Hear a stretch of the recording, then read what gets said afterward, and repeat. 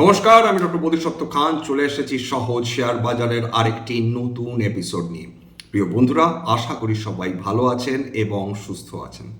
বিগতকাল 15ই August স্বাধীনতা দিবস উপলক্ষে আমাদের মাননীয় প্রধানমন্ত্রী শ্রী নরেন্দ্র মোদী তিনি রেড ফোর্ট থেকে তিনি আবেদন রাখেন, একটি ভাষণ দেন জাতির উদ্দেশ্যে। সেইখানে তিনি 7টা বিশেষ সেক্টরের ওপর ফুল ফোকাস করার কথা বলেছেন, যেটা তিনি নাম দিয়েছেন সপ্তধারা, অর্থাৎ 7 ধরনের ফ্লো। এইখানে আমাদের খুব মন দিয়ে এই ভাষণটিকে বুঝতে হবে। তার কারণ এই যে ভাষণটি, এইটা সামনের ভবিষ্যতের কোনো ইঙ্গিত দিচ্ছে না। এটা সামনের 5, 7, 10 বছরের একটি স্পষ্ট ব্লু প্রিন্ট তৈরি করে দিচ্ছেন ভারত সরকার তথা আমাদের মাননীয় প্রধানমন্ত্রী। যারা এই সেক্টরগুলোর মর্মার্থ বুঝতে পারবেন, গুরুত্ব বুঝতে পারবেন, প্রধানমন্ত্রীর কথা কেবলমাত্র একটি পলিটিক্যাল স্টেটমেন্ট হিসেবে না নিয়ে যদি সত্যি সত্যি এই সেক্টরগুলোর প্রতি কনসেন্ট্রেট করতে পারেন, তাহলে আপনার অর্ধেক কাজ কমে গেল। প্রশ্নটা হচ্ছে যে আপনি এটাকে নিছক একটি পলিটিক্যাল স্টেটমেন্ট হিসাবে নেবেন, নাকি এটাকে একটি টুল হিসাবে ব্যবহার করবেন সেই সেক্টরগুলোকে আইডেন্টিফাই করার ক্ষেত্রে যেখানে ভারত সরকার তার সমস্ত শক্তি লাগিয়ে দিতে চলেছেন সামনের কয়েক বছরের জন্য বা সামনের কয়েক দশকের জন্য তো বটেই। মনে রাখবেন, মূল টার্গেট হচ্ছে 2047-এর বিকশিত ভারত বা ডেভেলপড ইকোনমি, অর্থাৎ ডেভেলপড ইন্ডিয়া। যে যদি ইন্ডিয়া 2047-এর মধ্যে বিকশিত ভারত হয়ে উঠতে পারে, ডেভেলপড ইকোনমি হয়ে উঠতে পারে, সেটা নিঃসন্দেহে আর একটি সুপার পাওয়ার হিসাবে সেটা এস্টাবলিশড হবে গোটা বিশ্বের সামনে। আসুন আজকের আমাদের আলোচনা শুরু করি এবং আমাদের মাননীয় প্রধানমন্ত্রী কোথায় কোথায় ফোকাস করার কথা বলেছেন, কোথায় কোথায় ডেভেলপমেন্টের কথা বলেছেন, ক্যাপেক্সের কথা বলেছেন, সেটা একটু বুঝে নেওয়ার চেষ্টা করি। এরপর আমাদের আলোচনার দ্বিতীয় অংশ থাকবে যে প্রধানমন্ত্রীর মুখে কনসার্ট ইকোনমি বলে দুটি শব্দ এসেছে, শুনেছেন কখনো? কখনো মানুষ এটা নিয়ে আলোচনা করেছেন? অর্থাৎ প্রধানমন্ত্রী তিনি একদম সম্পূর্ণ পড়াশোনা করেছেন যে এক্স্যাক্টলি কোন কোন সেক্টরস ইমার্জ করছে, ইভলভ করছে এবং বিশ্বে এই কনসার্ট ইকোনমির দিক থেকে ভারতবর্ষ কত নম্বরে রয়েছে এবং সেটা কীরকম সেটা সম্পদ সৃষ্টি করতে পারে, সেটারও কিন্তু স্পষ্ট করে প্রধানমন্ত্রী বুঝিয়ে দিয়েছেন। শুরু করা যাক সেই 7টা ধারা বা সেক্টর, যেটা প্রকৃতপক্ষে লাভবান হবার সম্ভাবনাটাই বেশি, কারণ ফোকাস আমাদের ভারত সরকারের সম্পূর্ণ এর ওপর করতে চলেছে। 1 নম্বর, উৎপাদন শক্তি, ম্যানুফ্যাকচারিং। সম্পূর্ণ ভ্যালু চেন, অর্থাৎ যন্ত্রাংশ বা মেশিনারি পার্টস থেকে শুরু করে, ডিজাইন থেকে শুরু করে, ফাইনাল প্রোডাক্টস থেকে শুরু করে গ্লোবাল সাপ্লাই চেনের একটি অত্যন্ত নির্ভরযোগ্য কেন্দ্র হয়ে ওঠার দিকে ভারতবর্ষের সম্পূর্ণ কনসেন্ট্রেশন থাকবে। এছাড়া কম খরচে কোয়ালিটি আপস্কেলিং করার দিকেও জোর দেওয়ার কথা বলা হয়েছে, অর্থাৎ ত্রুটি মুক্ত যে কোনো নিখুঁত উৎপাদন ভারতবর্ষের ভাবমূর্তিকে আরও বেশি উজ্জ্বলতর করে তুলবে গোটা পৃথিবীর সামনে। এবার লাভবান কারা হবে? স্বাভাবিকভাবে ফ্যাক্টরিজগুলো, ইঞ্জিনিয়ারিং কোম্পানিজগুলো, ডিজাইন যারা করে, কোয়ালিটি কন্ট্রোল যারা করে, এছাড়া সেমিকন্ডাক্টরস এবং সাপ্লাই চেন রিলেটেড যে শিল্প রয়েছে তারা বেনিফিটেড হবে। 2 নম্বর, কৃষি ও খাদ্য প্রক্রিয়াকরণ, অর্থাৎ এগ্রিকালচার এবং ফুড প্রসেসিং, অর্থাৎ খামার থেকে সরাসরি বাজারে রপ্তানি করার একটি প্রজেক্ট। এছাড়া আমাদের দেশের বিশেষ ঐতিহ্যবাহী যে খাবারগুলো রয়েছে সেগুলোকে গ্লোবাল ব্র্যান্ডিং করার ইচ্ছা মাননীয় প্রধানমন্ত্রী প্রকাশ করেছেন এবং এফটিএ কে এই সুযোগে কাজে লাগানোর কথা তিনি বলেছেন। লাভবান কারা হবেন? খুব স্বাভাবিকভাবে কৃষক যারা আছেন তারা, ফুড প্রসেসিং ইউনিটসগুলো, এক্সপোর্ট ওরিয়েন্টেড অ্যাগ্রো বিজনেস যেগুলো রয়েছে এরা কিন্তু ভ্যালু অ্যাডিশনে সাহায্য করবে। 3 নম্বর প্রযুক্তি এবং উদ্ভাবন অর্থাৎ টেকনোলজি এবং innovation, artificial intelligence, quantum computing, space, robotics, data centre, 6G এবং সেমিকন্ডাক্টরসের উপর ফোকাসের কথা প্রধানমন্ত্রী বলেছেন তার ভাষণে। এবার লাভবান কারা হবে? খুব স্বাভাবিকভাবে IT startups, data centres, chip making companies, AI training এবং ইনোভেশন লেড চাকরি, অর্থাৎ যেগুলোতে ইনোভেশন থাকবে এআই ট্রেনিংয়ের মাধ্যমে যুবক যুবতীরা তারা কিন্তু চাকরিতে এন্ট্রি নেওয়ার সুযোগ পাবেন। এরপর 4 নম্বর গতিশক্তি। এই গতিশক্তি বলতে multi modal connectivity, high speed railway, highways এবং পোর্ট লেড ডেভেলপমেন্ট এবং লজিস্টিক্সের কথা প্রধানমন্ত্রী উল্লেখ করেছেন। লাভবান কারা হবে? ইনফ্রাস্ট্রাকচার, রেলওয়ে ইনফ্রাস্ট্রাকচার, লজিস্টিক্স, পরিবহন এবং কনস্ট্রাকশনে যারা রয়েছে সেই কোম্পানিজগুলো। 5 নম্বর প্রতিরক্ষা শক্তি অর্থাৎ ডিফেন্সের কথা উনি বলেছেন। এইখানে কিন্তু আত্মনির্ভর ভারতের গুরুত্বটা আরও বেশি বৃদ্ধি পাবে। ডিফেন্সের ওপর focus, specifically drone, hypersonic missiles, cyber সিকিউরিটির কথা প্রধানমন্ত্রীর ভাষণ থেকে উঠে এসেছে। লাভবান defence manufacturing, drone industry, cyber security এবং স্পেসিফিক অ্যালাইড টেকনোলজিস। 6 নম্বর গ্রিন এবং ব্লু ইকোনমি। গ্রিন ইকোনমি বলতে রিনিউয়েবল এনার্জি, গ্রিন এনার্জির কথা বলা হয়েছে, তার মধ্যে নিউক্লিয়ার পাওয়ার এনার্জির কথাও বলা হয়েছে। সেইখানে green energy, green mobility, green energy manufacturing, কুলীয় পর্যটন, মৎস্য, পারমাণবিক এনার্জি অর্থাৎ পারমাণবিক এনার্জির ক্ষেত্রে 100 গিগাওয়াট কিন্তু ইলেকট্রিসিটি জেনারেশনের টার্গেট দেওয়া হয়েছে। এইবার 7 নম্বর হচ্ছে সফট পাওয়ার। এটা খুব উল্লেখযোগ্য, যার মধ্যে চলে আসবে কিন্তু সেই কনসার্ট ইকোনমি, সুইফটোনমিক্স। কি সুইফটোনমিক্স এবং এই কনসার্ট ইকোনমি কি, যেটা প্রধানমন্ত্রী তার ভাষণে উল্লেখ করে গোটা ভারতবর্ষকে চমকে দিয়েছেন, সেটা নিয়েও আলোচনা করব। এর মধ্যে থাকবেন সফট পাওয়ার, অত্যন্ত গুরুত্বপূর্ণ সেইটা বিভিন্ন দেশের মধ্যে সংযোগ স্থাপন করা, তাদের সঙ্গে বন্ধুত্বপূর্ণ আলোচনার জন্য সফট পাওয়ার ভীষণ গুরুত্বপূর্ণ হয়ে যায়। এর মধ্যে যোগা রয়েছে, আয়ুর্বেদ রয়েছে, হোলিস্টিক হেলথ কেয়ার রয়েছে, চালচিত্র এবং অ্যানিমেশন রয়েছে, গেমিং রয়েছে, ডিজিটাল কনসার্ট, ট্যুরিজম এবং কনসার্ট ইকোনমি। লাভ কারা পাবে?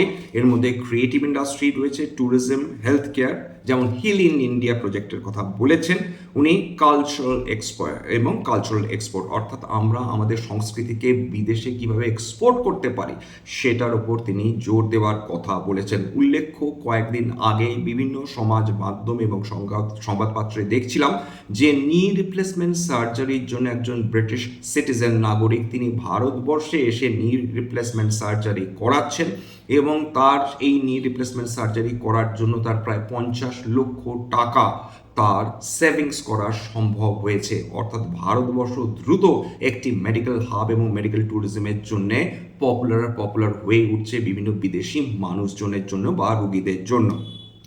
এইবার এই সেক্টরগুলোতে স্বাভাবিকভাবে যখন ভারত সরকার ফোকাস করছেন, জোর দিচ্ছেন, খুব স্বাভাবিকভাবে এই সেক্টরসগুলোতেই বিনিয়োগ আসার সম্ভাবনা বেশি। এখানে গভর্নমেন্ট পলিসিস সেটা সাপোর্টিভ হবে, স্কিল ডেভেলপমেন্টে এখানে অ্যাসিস্ট্যান্স পাওয়া যাবে, চাকরির সংখ্যা বাড়ার সুযোগ সবচেয়ে বেশি কিন্তু এই সেক্টরে, বিশেষত ম্যানুফ্যাকচারিং, অ্যাগ্রো প্রসেসিং, টেকনোলজি এবং আর্টিফিশিয়াল ইন্টেলিজেন্স, ডিফেন্স এবং গ্রিন এনার্জিতে। এটা কিন্তু আমাদের মাথায় রাখতে হবে।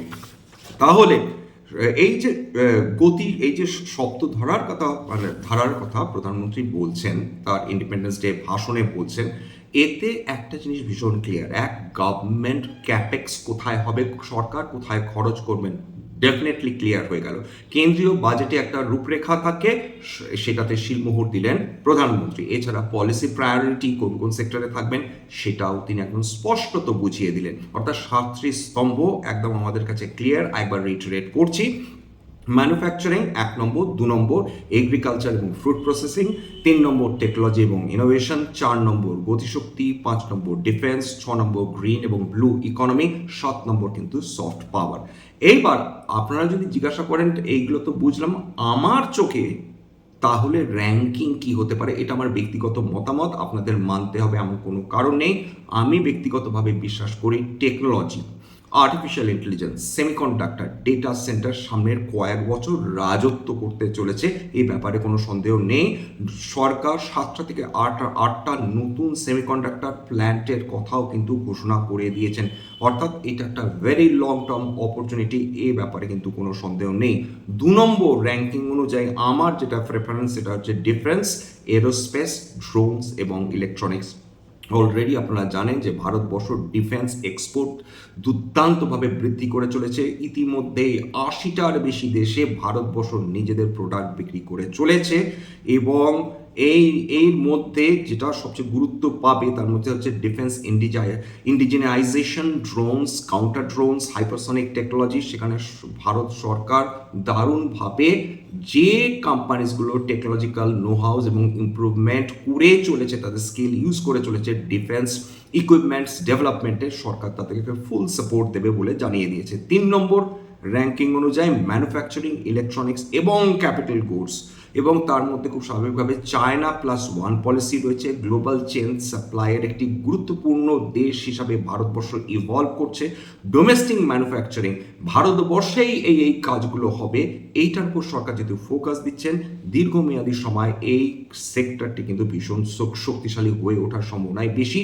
তার কারণ এতদিন আমাদের মূল ফোকাসটা ছিল অধিকাংশ ক্ষেত্রে কিন্তু সার্ভিসেস, এইবার ম্যানুফ্যাকচারিং এর উপর আমরা ফোকাস করতে শুরু করেছি, কারণ আমেরিকার কোম্পানিজগুলো এখন হেজিটেট করা শুরু করেছে চায়নাতে ম্যানুফ্যাকচারিং করার ক্ষেত্রে, কারণ প্রেসিডেন্ট ডোনাল্ড ট্রাম্প তিনি কোনোভাবেই চাইছেন না আমেরিকান কোম্পানিজগুলো যাতে চায়নাতে বসে ম্যানুফ্যাকচার করেন। সেক্ষেত্রে চায়না বাদ দিয়ে যে দেশগুলো রয়েছে যারা মোরাললেস, তারা আমেরিকার সঙ্গে প্রায় মোরাললেস একটা প্রায় বন্ধু মতন পজিশনে রয়েছে, আমেরিকান কোম্পানিজগুলো কিন্তু সেই ধরনের দেশগুলোতেই যেতে চাইবে, যার মধ্যে ভারতবর্ষ রয়েছে।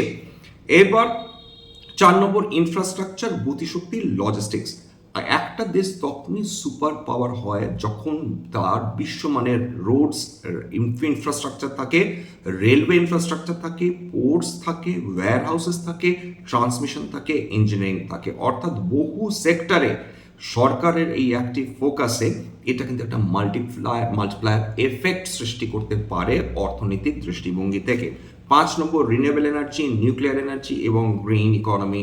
মনে রাখবেন বিশ্বের ফাস্টেস্ট গ্রোয়িং রিনিউয়েবল এনার্জি কিন্তু এটা প্রোডাকশন কিন্তু ভারতবর্ষেই হয়ে চলেছে, অর্থাৎ সোলার এনার্জি, সোলার মানে electricity storage, power grid, green hydrogen, nuclear power, অর্থাৎ দীর্ঘমেয়াদী সময় সুবিশাল ক্যাপিটাল এক্সপেন্ডিচার করার পরিকল্পনা রয়েছে ভারত সরকারের। 2047-এর মধ্যে 100 গিগাওয়াট নিউক্লিয়ার ক্যাপাসিটি ইনস্টলেশনের কথা বলা হয়েছে। আপনারা ইতিমধ্যেই জানেন যে ভারতবর্ষে সুবিশাল থোরিয়ামের কিন্তু ভান্ডার রয়েছে।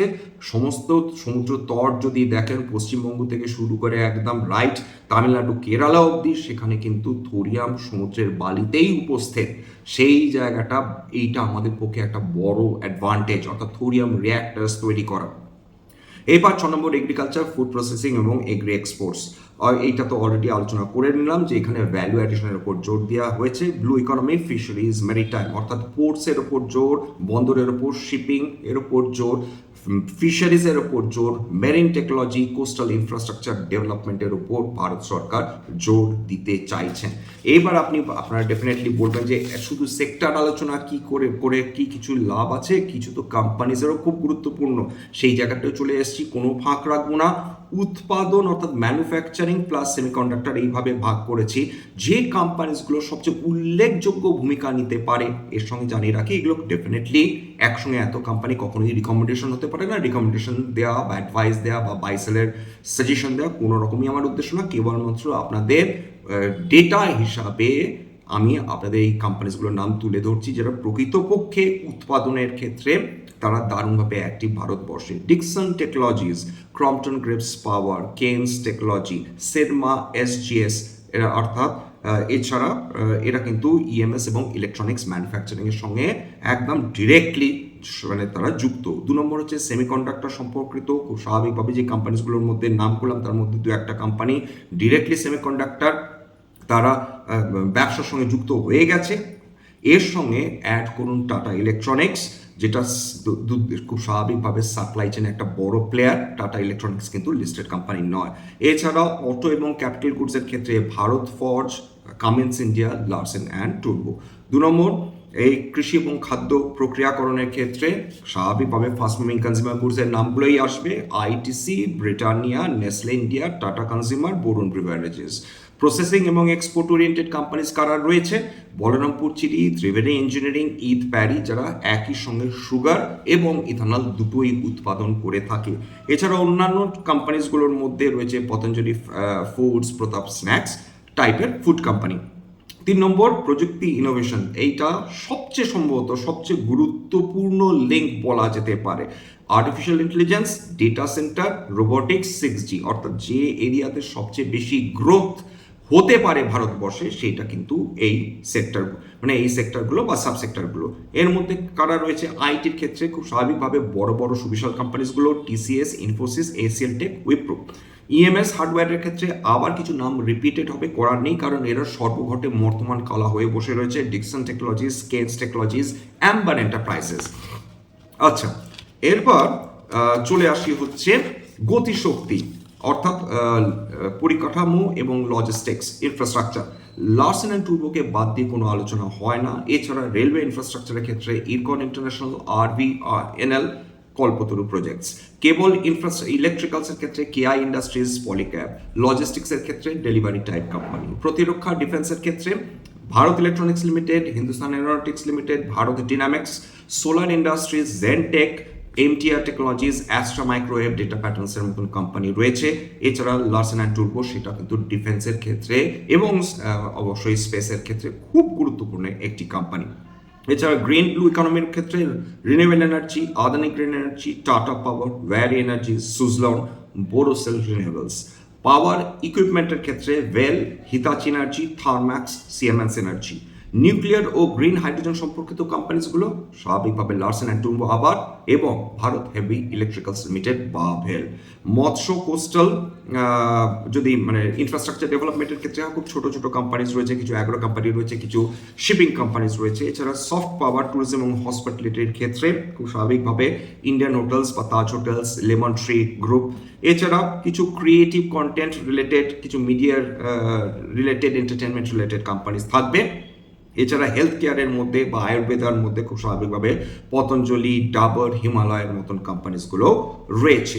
সুতরাং সবচেয়ে সংক্ষেপে যদি বলেন সবচেয়ে বেশি ফোকাসে যে কোম্পানিজগুলো থাকার কথা, তার মধ্যে লার্সেন অ্যান্ড টুরবো রয়েছে, ভেল, হ্যাল রয়েছে, ডিকসন রয়েছে, কেআই ইন্ডাস্ট্রিজ রয়েছে, কেন্স রয়েছে, solar industries, Adani green energy, Tata power, ITC, Cummins India, Hitachi energy. এইবার চলে যায় আমাদের আলোচনার দ্বিতীয় অংশে। আমাদের প্রধানমন্ত্রী তিনি কনসার্ট ইকোনমির কথা কেন বললেন? কনসার্ট ইকোনমি বলতে কি? খুব সহজ ভাষায় পাতি বাংলায় বলতে গেলে জলসা। এবার জলসার সুবিশাল আকারে কল্পনা করুন যে গুজরাটের আহমেদাবাদে আপনি বসে রয়েছেন, সেখানে রক ব্যান্ড কোল্ড প্লের আপনি ব্যান্ডের তাদের গান শুনছেন, তাদের জলসা শুনছেন। কত ভিড় হয়েছে? অর্থাৎ জানুয়ারি 2025-এ সেখানে কোল্ড প্লের ভিড় ছিল 2 লক্ষ মানুষের বেশি, যেটা বিশ্বের যে কোনো কনসার্টের ক্ষেত্রে একটা ওয়ার্ল্ড রেকর্ড। সেটা এর আগে সেটা জর্জ স্ট্রেটসের টেক্সাসের রেকর্ড ভেঙে দেয়। দ্বিগুণের বেশি মানুষ জড়ো হয় কোল্ড প্লের এই জলসা শুনতে বা এই রক ব্যান্ডের গান শুনতে। এবং টেক্সাসে অ্যাটেন্ডেন্স ছিল 1,10,905, তার দ্বিগুণ সংখ্যায় মানুষ এসে উপস্থিত হন আহমেদাবাদে। সেটা নোটিস করেছেন প্রধানমন্ত্রী। এবং কেন বারবার বলছি, এই কনসার্ট ইকোনমি আর কিছুই না, জলসার মাধ্যমে যে ব্যবসাগুলো উপকৃত হয়। কল্পনা করুন একটা ক্রিকেট ম্যাচ, সেই ক্রিকেট ম্যাচে ধরুন প্রায় 60,000 থেকে 80,000 মানুষ একটি স্টেডিয়ামে আসছেন। তারা ভারতবর্ষের বিভিন্ন স্থান থেকে আসছেন, বিভিন্ন বিদেশ থেকে মানুষ এসে তারা এই খেলাটা দেখছেন। একই কথা কিন্তু এই বিভিন্ন জলসায় বিভিন্ন যারা শিল্পী রয়েছেন, গানের শিল্পী রয়েছেন, তাদের গান শোনার জন্য তারা যদি ধরুন আহমেদাবাদে যদি এই প্রোগ্রাম হয়, কেউ যদি কলকাতা থেকে যান, কেউ যদি পেরামপুর থেকে যান, কেউ যদি চেন্নাই থেকে যান, এবং সেখানে তাদের থাকার জন্য হোটেল বুক করতে হবে, ফ্লাইট বুক করতে হবে, ট্রেনের টিকিটস বুক করতে হবে, তাদের বিভিন্ন রেস্টুরেন্টে খাওয়ার ব্যবস্থা থাকবে, এমনকি স্ট্রিট ফুডেরও দারুণ জনপ্রিয়তা বেড়ে যাবে। বিভিন্ন ধরনের ড্রিঙ্কস, সেটা সফট বা হট, তার জনপ্রিয়তা বাড়বে। এই প্রসঙ্গে আসি যে এই ক্ষেত্রে ট্রাভেল এবং ট্যুরিজম সেক্টরটি দারুণভাবে উপকৃত হবে, রেলওয়েজ উপকৃত হবে, এয়ারলাইন্স উপকৃত হবে, হোটেল চেইনস উপকৃত হবে, রেস্টুরেন্টস উপকৃত হবে। এই যে সামগ্রিকভাবে যে ওভারঅল যে ইকোসিস্টেম রয়েছে, অর্থাৎ এই কনসার্ট ইকোসিস্টেম, তার মাধ্যমে বিভিন্ন সেক্টরস দারুণভাবে উপকৃত হবে এবং সেটা ভারতবর্ষের জিডিপিতে সেটা কন্ট্রিবিউট করার মতন যথেষ্ট ক্ষমতা রাখে। এটা তো গেল কেবলমাত্র ভারতবর্ষের কথা। জানেন তো, আপনারা ডেফিনেটলি জানেন যারা গানে ইন্টারেস্ট রাখেন, টেলর সুইফট বলে একজন ভদ্রমহিলা রয়েছেন, তার এক একটা ট্যুরে নর্থ আমেরিকান ট্যুরে তার কেবলমাত্র জলসা শোনার জন্য, তার কনসার্ট শোনার জন্য $6 বিলিয়ন জিডিপি জেনারেটেড হয়েছিল। ইউরোপীয় ট্যুরে তার প্রায় জলসার কারণে $2 বিলিয়ন বিভিন্ন দেশের জিডিপিতে অ্যাড হয়েছিল।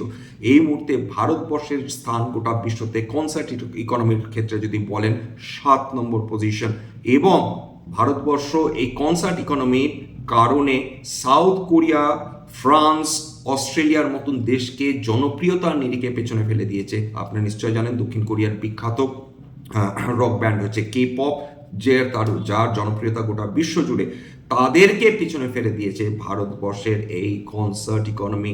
এইগুলো হচ্ছে নজর, এইগুলো হচ্ছে ম্যানেজমেন্ট, এইগুলোই হচ্ছে মানুষকে বিস্মিত করা যে আমরা এমন কোনো ইকোনমি, এমন কোনো কনসার্টে, মানে এই কনসার্ট ইকোনমির মতন এমন ছোট ছোট ইকোনমিক্যাল যে ডেভেলপমেন্টসগুলো হচ্ছে, সেইটা আমরা কিন্তু কখনো আমাদের সামনেই ঘটছে, কিন্তু সেইটাকে অ্যাক্টিভলি কখনো খেয়াল করে দেখার সুযোগ পাই না, যেটা প্রধানমন্ত্রী কিন্তু আমাদের বিগত কাল স্মরণ করিয়ে দিয়েছেন এবং বুঝিয়ে দিয়েছেন যে একটা কনসার্ট ইকোনমি কিভাবে ভারতবর্ষের জিডিপিতে কন্ট্রিবিউট করতে পারেন। কথাটা একই ক্ষেত্রে সত্যি ভারতবর্ষের মধ্যে আমাদের পশ্চিমবঙ্গে দুর্গাপুজোর ক্ষেত্রেও কিন্তু লক্ষাধিক কোটি মানুষের ভিড় হয় বিভিন্ন শহরে। কলকাতার ক্ষেত্রে হাজার হাজার কোটি টাকার ব্যবসা হয়, সেটাও কিন্তু ভারতের অর্থনীতিতে দারুণ কন্ট্রিবিউশন করে থাকে। অর্থাৎ দুর্গা পুজোতে যে খরচ হয়, মানুষ যে খরচ করেন, যে প্যান্ডেল হপিং করে বেড়ান, সেইটা বিপুল পরিমাণ কিন্তু অর্থনীতিতে কন্ট্রিবিউট করতে সক্ষম। এই আজকে সেখানেই শেষ করলাম স্ট্যান্ডার্ড ডিসক্লোজার। যে কোম্পানিসগুলো নিয়ে আলোচনা করলাম, হতে পারে তার মধ্যে কয়েকটা কোম্পানিতে আমার বা আমার পরিবারের বিনিয়োগ থাকলেও থাকতে পারে। ভবিষ্যতে যদি আমরা নতুন করে কিনি বা বিনিয়োগ করি, আগাম বিজ্ঞপ্তি দিয়ে কিনতে বা বিক্রি করতে পারবো না। স্ট্যান্ডার্ড ডিসক্লেমার, এটা কেবলমাত্র একটা এডুকেশন চ্যানেল, বাঙালি বিনিয়োগকারীদের ইনভেস্টার ম্যানেজ বৃদ্ধির জন্য। এখানে কোনো ধরনের কোনো শেয়ারের buy sell recommendation, suggestion, advice এমনকি ইনফ্লুয়েন্স করার প্রচেষ্টা নেই। আমার কথা শুনে যদি কোনো শেয়ার বা কোনো অ্যাসেটে বাই সেল করার সিদ্ধান্ত নেন, ক্ষতির মুখোমুখি হতে পারেন। সুতরাং সবসময় একজন সেবি রেজিস্টার্ড ইনভেস্টমেন্ট অ্যাডভাইসারের পরামর্শ নেওয়ার চেষ্টা করবেন বা নিজের ডিউ ডিলিজেন্স করবেন, সেক্ষেত্রে আপনারা উপকৃত হলেও হতে পারেন। সবশেষে যেটা বলি, যদি এই ধরনের এপিসোড আপনাদের ভালো লাগে, প্লিজ একটা লাইক দেবেন, প্লিজ সাবস্ক্রাইব করবেন, এবং যদি সত্যি মনে আমার বাঙালি ভাই বোনদের জীবনে একটুখানি ভ্যালু অ্যাড করতে পেরেছি, প্লিজ নিজের গ্রুপে শেয়ার করে দেওয়ার চেষ্টা করবেন। এর একদম শেষে যেটা বলবো, যে সেক্টরসগুলোর কথা মাননীয় প্রধানমন্ত্রী বলেছেন, সামনের কয়েক সপ্তাহ এর ওপর নজর রাখুন, এর অন্তর্গত বিভিন্ন কোম্পানিসগুলোর উপর নজর রাখুন, দেখুন তার একটা সাবস্ট্যান্সিয়াল রিয়াকশন হচ্ছে কিনা, কোনো পজিটিভ এফেক্ট পড়ছে কিনা। নমস্কার।